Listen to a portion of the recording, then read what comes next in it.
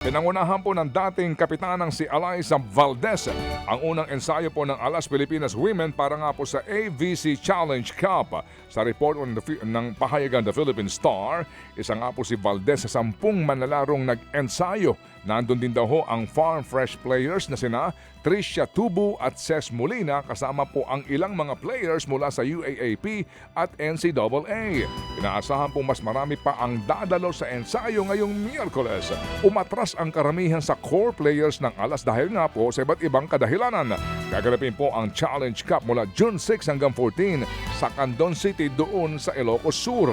Kasabay nito, itinalaga ho naman bilang interim coach ng pambansang koponan si Shaq De Los Santos. Samantala ngayong araw na po ang PBA Commissioner's Cup Semifinals na gaganapin po sa Inares Center sa Antipolo. 4 na lang ang naiwang koponan para sa paglalaban ng titulo sa Best of 7 Series. Unang magtatapatan ng Meralco Bolts sa TNT Tropang 5G mamayang 5:15 ng hapon. Susunod po ang bakbakan ng Rain or Shine na Lasso Painters at Barangay Ginebra San Miguel mamayang 7:30 ng gabi. Mapapanood po ang mga laro sa PBA Rush, RPTV, Pilipinas Live at YouTube channel ng One Sports. Good luck po sa Ginebra at sa Rain or Shine. Good luck po sa inyong, sa lahat sa inyo, good luck. At sa Meralco Bolts, very good luck. Aminado po ang Meralco Bolts na head coach na si Coach Luigi Trillo na mahirap nga pong kalabanin ang TNT. Pero sa po'y umaasang uubra ang kanila pong game plan kung maaayos itong maipatutupad ng players. Bagamat marami pong armas ang tropa, naniniwala si Trillo na kaya pong makipagsabayan ng kanilang mga manlalaro. May momentum po sa puder ng TNT lalo pat kagagaling lamang nila sa pag-upset nga sa top seed na LX noong pong weekend. Twice to beat, tinalo nila twice.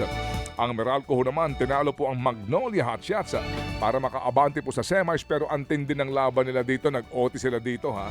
At kung hindi po na foul out yung import ng Magnolia, nagdelika din pa sila dito. So good luck sa inyo. How do you manage ball?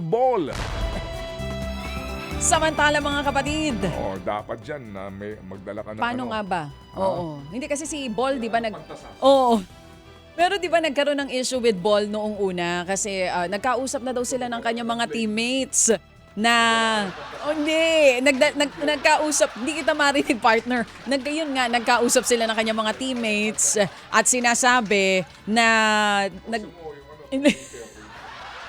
hindi ko matuloy sinasabi ko.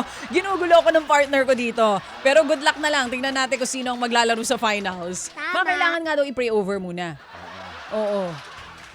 Pero ito mga kapatid, itinalaga bilang bagong head coach ng Gilas Youth Men si Sandy Ares Pacutsaga. Ayun, siya po ang magtitimon sa paghahanda ng koponan sa FIBA Women's Under-18 Asia Cup FIBA qualifier. Samantala, veterano na sa eksena si Coach Sandy at kilala ring may abilidad sa pagdevelop ng mga batang players. Makakahugot din siya ng mga natutunan mula sa pag-coach ng Gilas Youth Men at pagtulong sa seniors team ng Gilas. Bukod po dito, kasalukuyan din siyang assistant ni Tab Baldwin sa Ateneo at ni Coach Chot Reyes sa TNT. Gaganapin po ang SIBA qualifiers mula June 2 hanggang June 6 sa Bacolod.